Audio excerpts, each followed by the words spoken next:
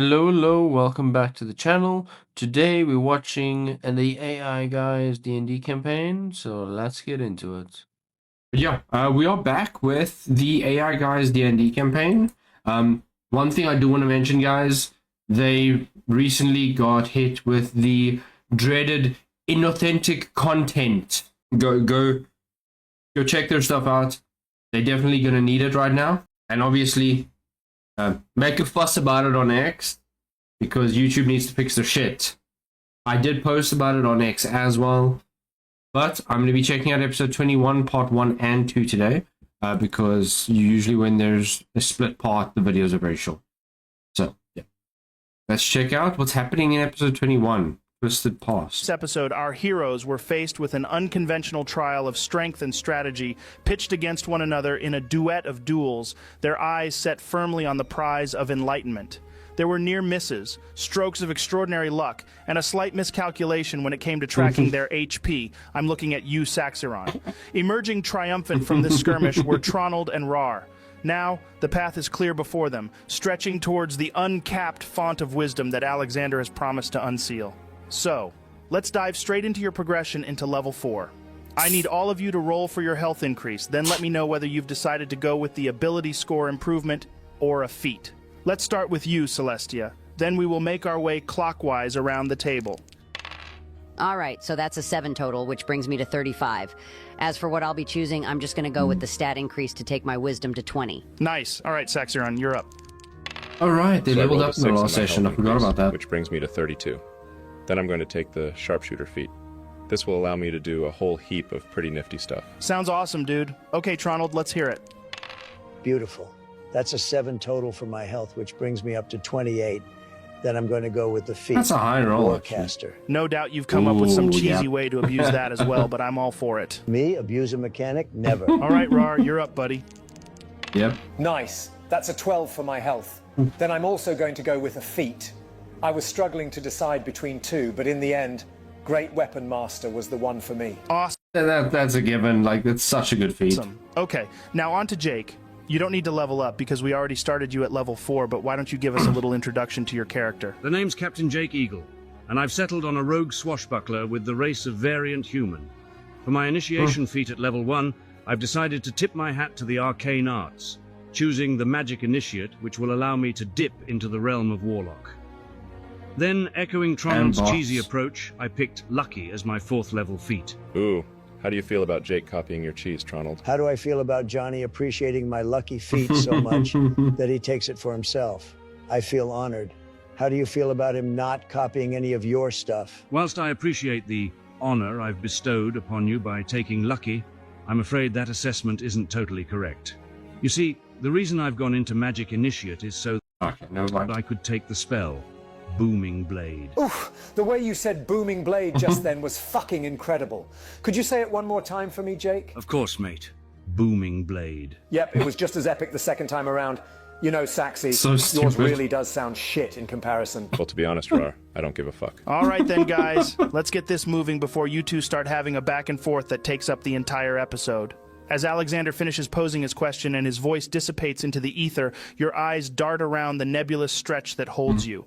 Despite your efforts, it's as if you're enshrouded in a paradox. You can't perceive each other within this spectral void, but Alexander himself remains elusive.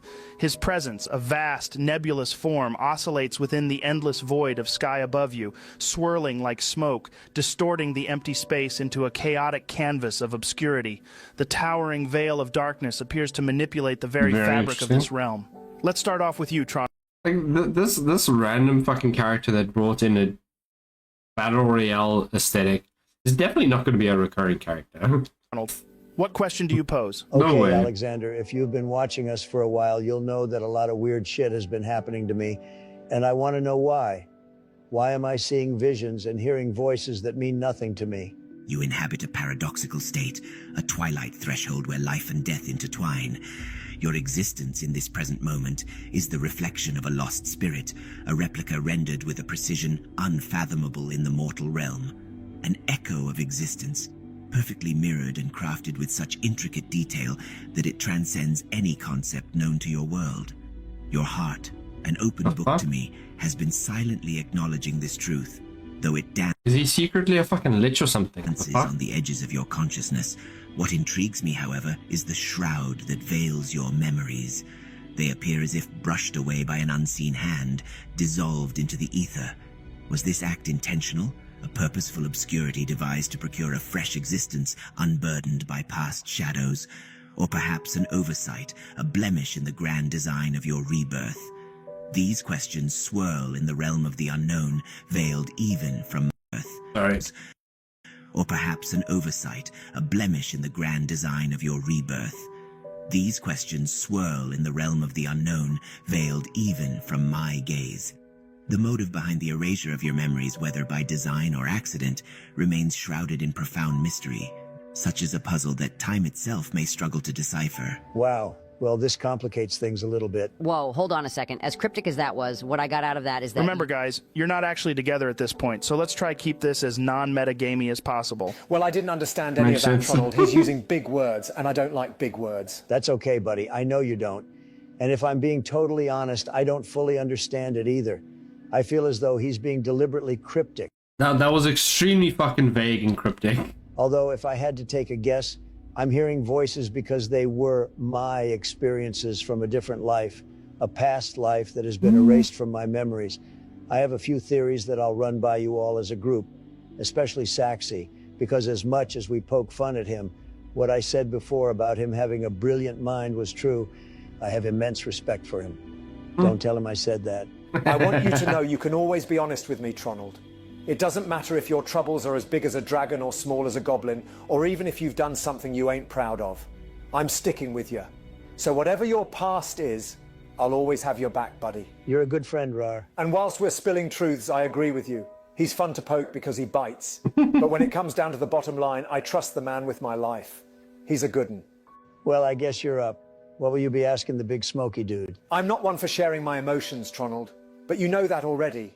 There's things about my past that have made me... I like it how it was like, you guys are not actually close, like, with each other. You can't speak to each other. That's not metagamey, this. And then they immediately do a monologue to each other about what the fuck is going on. sad. Sometimes I get overly angry to hide the pain that I bear on the days where it's just too much. I never knew you had them kind of feelings surrounding you, buddy. You know you can always talk to me, right? Yeah, I know. It's just... the question I'm about to ask will reveal a side to me that I've never shared with anyone. I'm sure you know. Half-orcs usually get a bad rep through no fault of their own. And I suppose it's not without good reason to a certain extent. What do you mean? Well, the most common occurrence for the birth of a half-orc is that the human mother has been, you know. So we're viewed as the spawn of monsters. But that was never the case with me. My father was a human, and my mother was an orc. And they loved each other. He taught me how to cook, you know. I was still quite young at the time. Interesting. But I remember him being some kind of soldier. It wasn't long before he was found out. His superiors, who were disgusted by this, commanded him to kill us both. It goes without saying that he didn't. He turned on them, holding them off as we escaped. But it wasn't long before they caught up with us. They had dogs, you see, tracking our scent. My mother told me to flee as she faced them to give me any chance I had to escape. That was the last time I ever saw either of them. Jesus, Rar, I can't believe you've been keeping that to yourself. Do you remember how old you were? Old enough to run, old enough to wield an axe, but not old enough or strong enough to help protect either of them. We were happy. We were a family. And they ripped us apart. And they had the nerve to call me monster? Wow, buddy, I can't begin to imagine how painful that was to deal with as a child. Tronald, we never did anything wrong. We never gave them any reason to despise us. And they chased us down like we were fucking animals. Ra, there's a saying I've always been quite fond of. If the drumbeat of monster resounds in one's soul, echoing within its halls, unyielding and persistent, then prepare to face the inevitable. For in the crucible of that ceaseless chant, a transformation takes shape. The being once wronged and scorned This has gone very fucking deep and serious once again. rises, their identity forged anew in the fire. This is why I like this campaign. It's not just constant random jokes. It's not the MCU. It's not modern day bullshit. There's actual serious moments, and then there's comedy. Of that relentless drumbeat, ascending from the ashes of misconception to become the very beast, feared in hushed whispers and trembling tales. Fear not the brand of monster, Rar. Seize it, embrace it. For in truth, those who throw this label upon you are the real beasts hiding in plain sight. And sometimes it takes a monster, a creature birthed in their scorn, to rise and bring down the very monstrosities they themselves embody. Ronald, do you think you could help? Stop. Rar, it goes without saying, buddy, you don't need... They are not together at this point in time, by the way. They are all separated and all still in a dream state. How they're talking to each other, who the fuck knows? But it's a serious moment, so that's that. Need to ask me. I will help you. I will help you track down the filth that did this to you, and we will show them what true monstrosity looks like. Thank you, Tronald. I suppose I better ask my question now then. Alexander, are my parents alive? A wizard did it. Thank you, Tronald. Okay, there we go. I suppose I better ask my question now then. Alexander, are my parents alive? Why not just put them as one? Like, there's longer episodes in the series. Rar. Your eyes trace the formless outline of Alexander as the swirling void of smoke and shadow takes on the guise of a sinister, crooked smile. Its response rings out, resonating with an eerie certainty through the enveloping emptiness. Indeed, they draw breath, yet they exist in a realm devoid of life's essence. They endure a hollow existence. Where are they being held? With a sudden jolt, your very reality twists and contorts. You're propelled through the fabric of existence, traversing the immaterial corridors of time and space at unfathomable velocity. A heartbeat later, your descent halts abruptly, the sensation of solid ground once again beneath you, yet no harm befalls you. There, within the blink of an eye, you find yourselves returned to your corporeal forms, each in the... Maybe they want to post shorter videos? I mean, that's possible, but some of the later episodes are an hour long, so I don't know. Precise location. And like, if you look at episode 20, episode 20 was 20 minutes long, and episode 22 is 16 minutes long. So 23 is 28 minutes long. These are each 8 to 9 minutes long. So I don't know why they separated them. You were whisked away from. I'm assuming you're all heading back to the Ember's Embrace? Well, aside from Rar and Jake, that is. Yeah, Joe, I head directly there. Samesies. Yeah, I make my way there. One by one, you each find your way to the Ember's Embrace's inviting common room. The quiet hum of conversation and warmth of hearth fills the space, waiting to be graced by the rest of your companions. Saxy, you're the first to push open the tavern door, a familiar creak echoing through the room. Celestia follows. I can't think of anything else. Yeah, that's the only real issue that I can think of.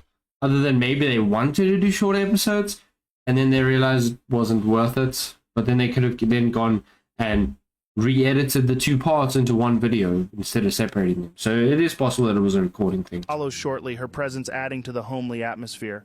Lastly, Tronald arrives. So, Tronald, what did you ask for then? I really hope you actually put the question to good use, which I feel you would have done.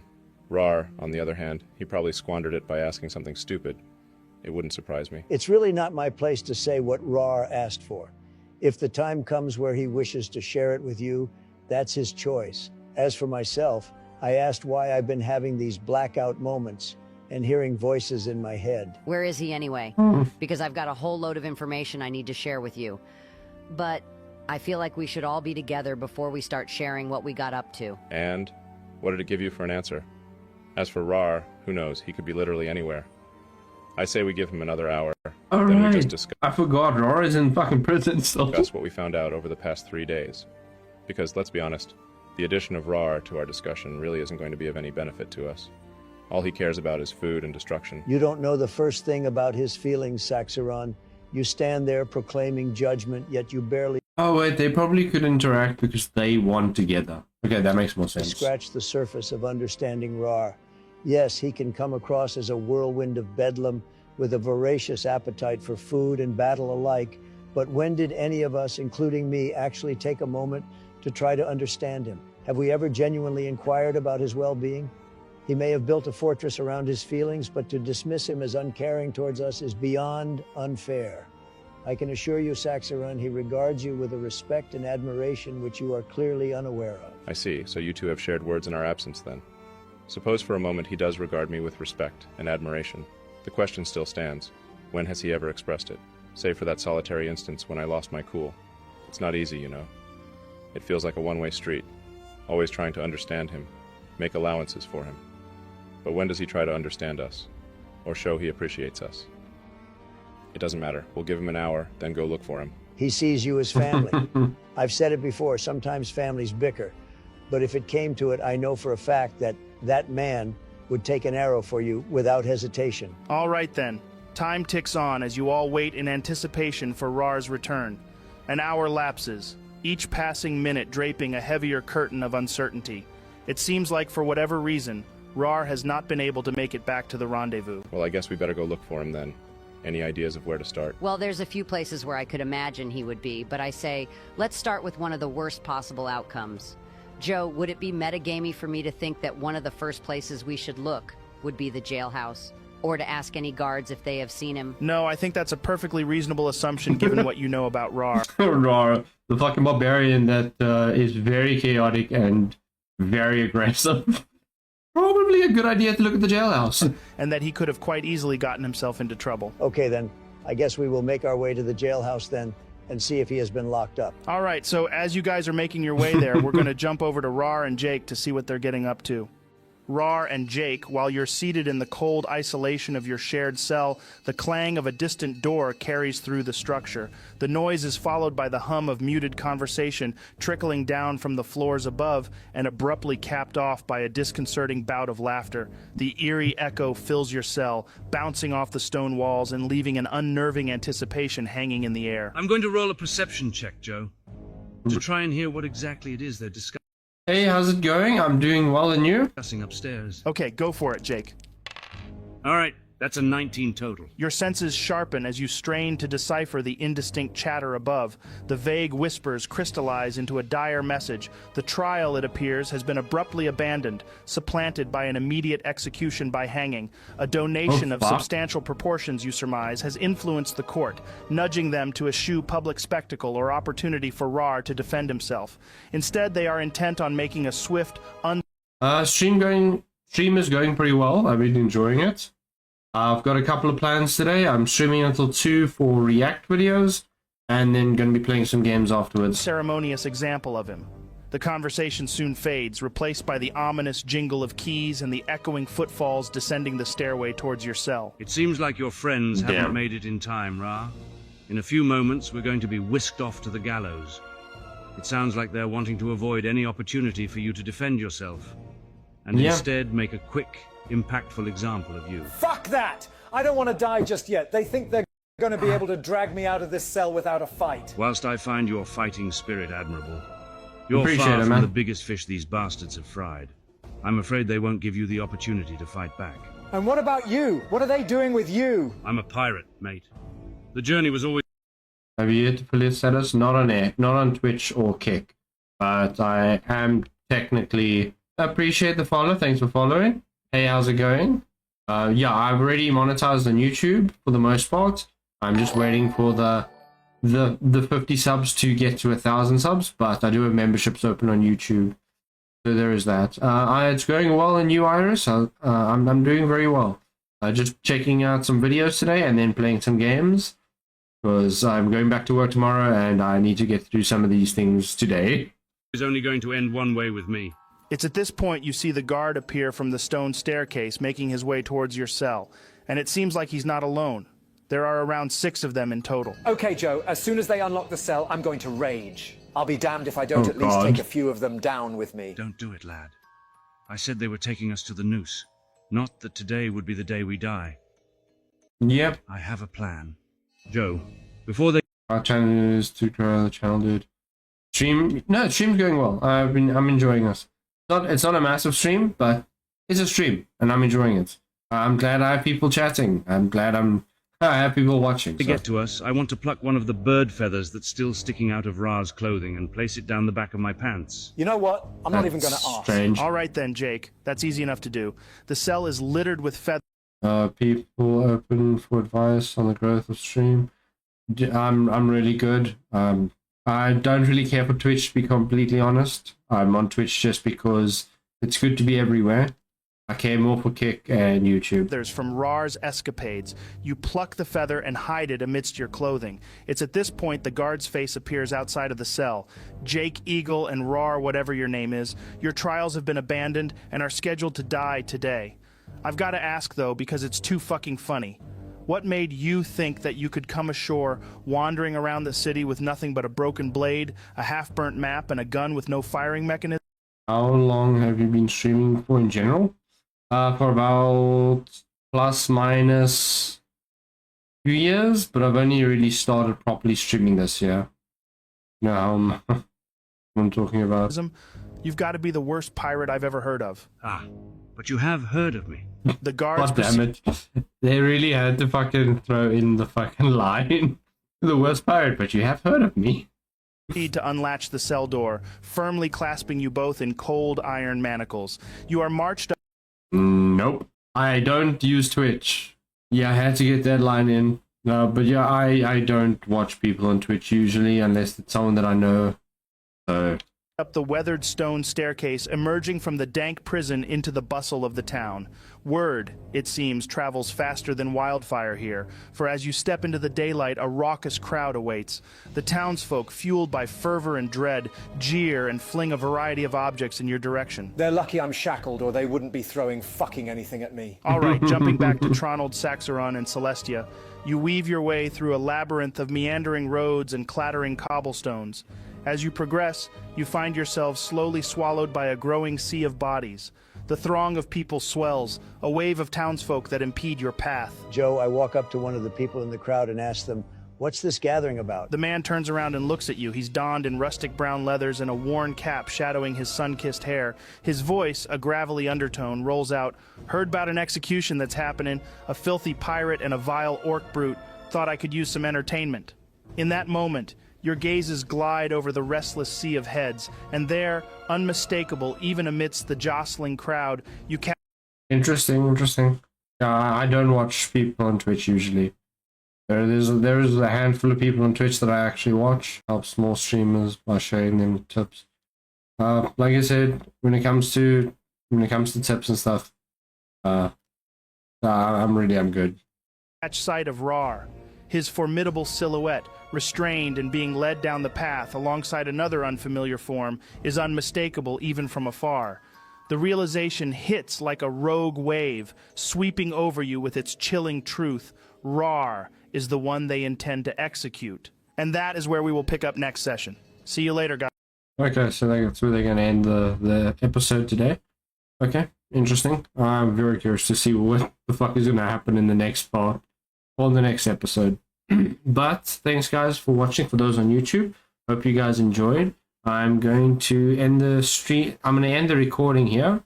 So, I hope you guys enjoyed, and I'll see you guys in the next one. Goodbye.